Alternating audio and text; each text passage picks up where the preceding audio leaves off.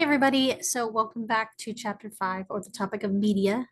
And we're going to go ahead and share my screen and we're going to talk about cultural appropriation. All right, so I went and found the article that in your book they only talk about, I think it's four of them. Yeah, 1, 3, 7, and 9. But I went and found the article that has all, you can't see this, but the article that has all 9 of them because I think all 9 are valid. And I think this article overall holds some really important keys. So we're going to talk about the full article. And that link is in here, but I will also put it in Blackboard as well. Either one, whenever you click on it, should go to the article. But we're going to talk about all 9 things that they talk about because I think that when we talk about cultural appropriation, sometimes it gets lost in the shuffle because it's really hard to find that line where cultural appropriation versus cultural like appreciation happens. And what I want to tell the white people in the room is that if you have a question, then don't. Okay. If you feel overly confident, then read and listen. And that I think is the biggest advice I can give on this particular topic. It's okay. I'm not saying it's not okay to watch media that was like, I mean, it was okay for white people to go and watch Black Panther and to appreciate it in its beauty. It's not okay for someone to go and put on blackface and try to recreate one of the characters. Does that make sense? There are two different things happening there.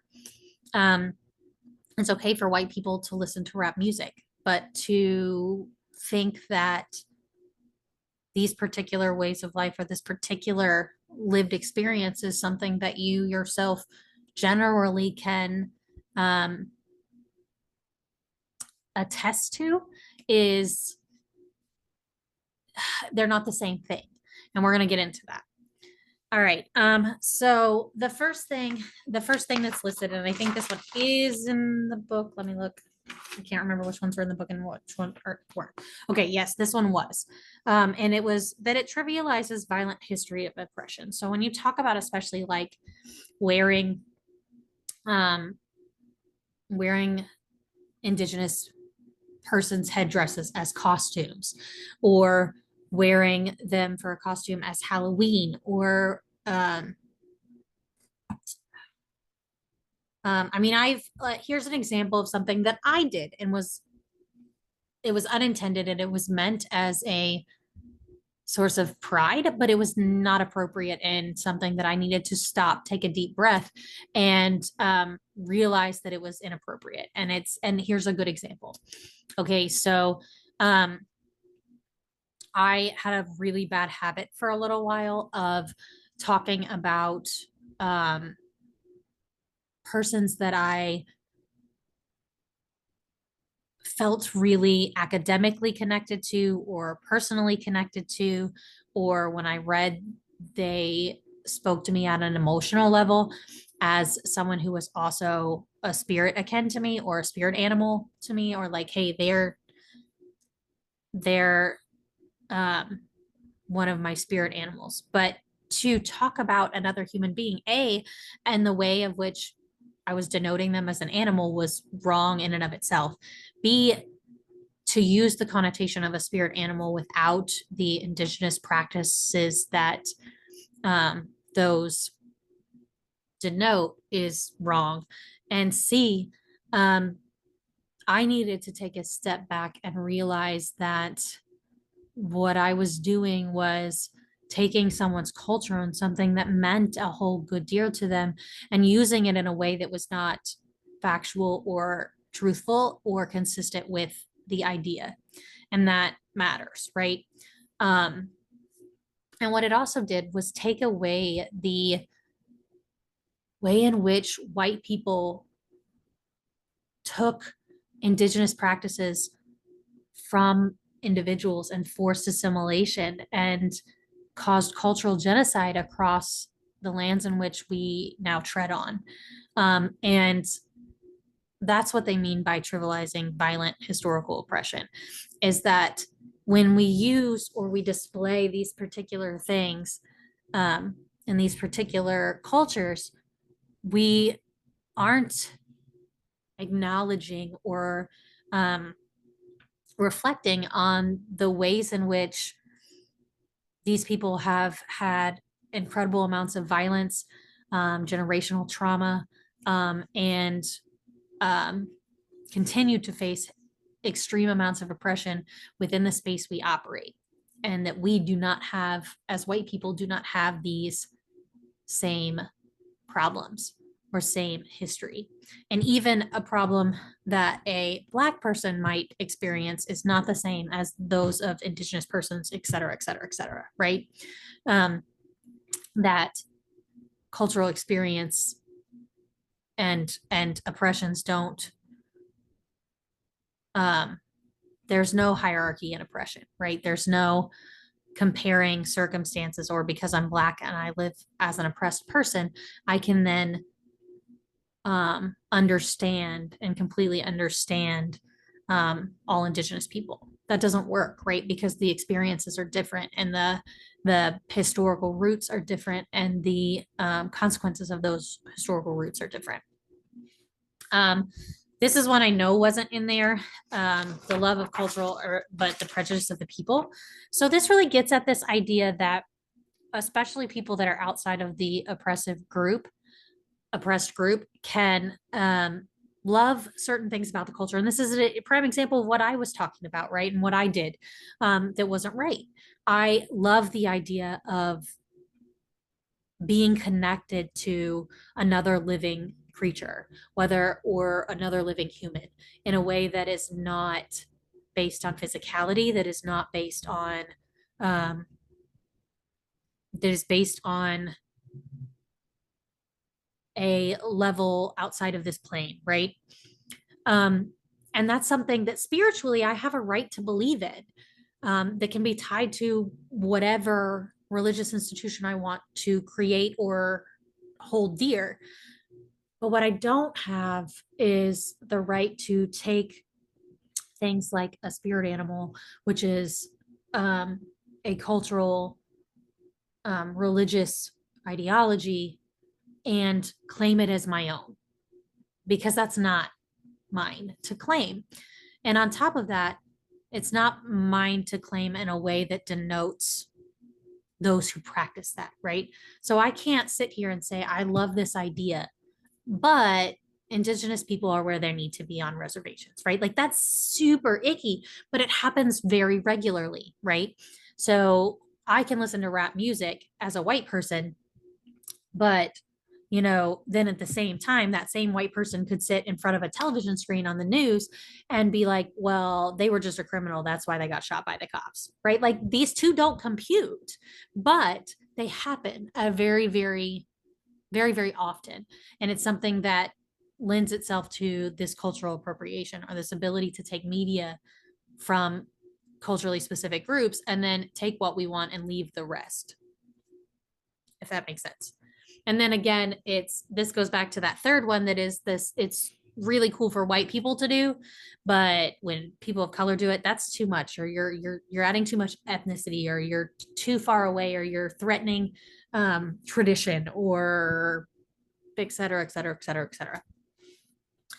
The fourth one is that the privileged people profit on the people of color's labor. So this is essentially this idea that when people of color make or express themselves in artistic ways, or even non-artistic ways, are using to express themselves, but then white people are profiting, or people that are privileged are profiting on, say, the costumes of Indigenous people, or the icons as sports team emblems, right? That's based on real life experiences, the real labor, the real experiences of people of color. And that's something that shouldn't be taken and used for capitalistic gain by people who continuously oppress those people. And then this also falls into that same ideology of giving no credit to those who create these things. So that's giving, essentially letting people of color who do create, especially artistically, say things like headdresses that are made traditionally or what have you.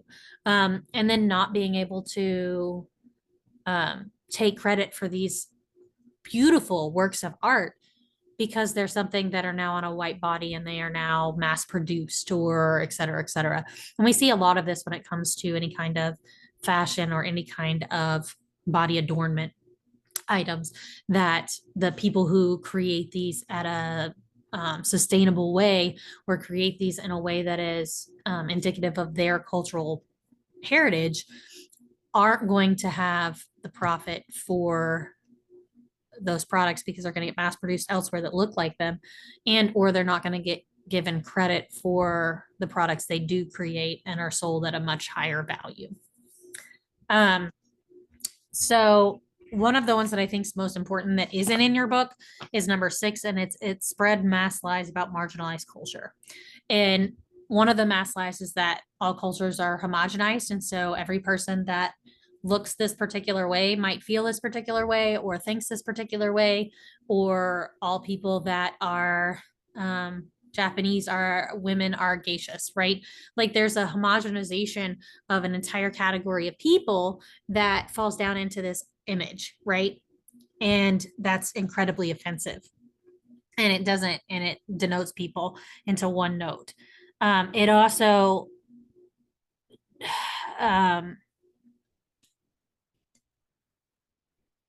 it doesn't bring attention to or allow space for the suffering that might be part of the culture itself, right? Generational trauma and or marginalized groups have particular kinds of traumas that, due to past history, are entwined in their resistance and their resilience and their culture. And because of that, when you talk about the culture without talking about those things, you denote this really gross misrepresentation of a culture, if that makes sense. They also tend to, again, homogenize and or turn marginalized culture into a trauma narrative and only the trauma narrative, which again denotes this one linear line of thinking about a particular culture as opposed to the wide and in-depth and complex versions of any given cultural atmosphere. All right, so another one that was in your book was 7, and that it perpetuates racist stereotypes.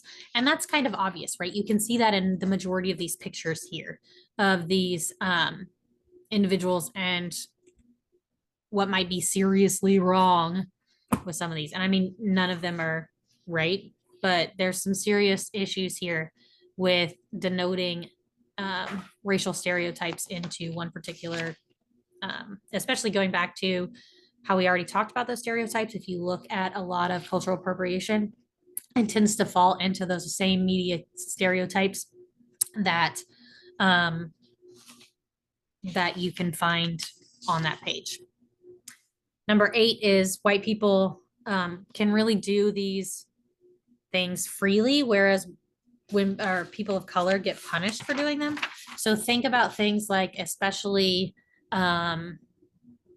body adornment is really where my brain goes when I think about this. So when you have any kind of body adornment that denotes particular religion, particular ideology, particular ancestry, what ends up happening is that white people can do these things and they're still going to be looked at and still primarily be identified or self-identified as Christian. Whereas when you get into this other group of people of color, those are going to be automatic indicators to most of society that says, hey, you're not this particular thing that is top of the hierarchical, or you're not privileged in this way, so we're going to take that away from you.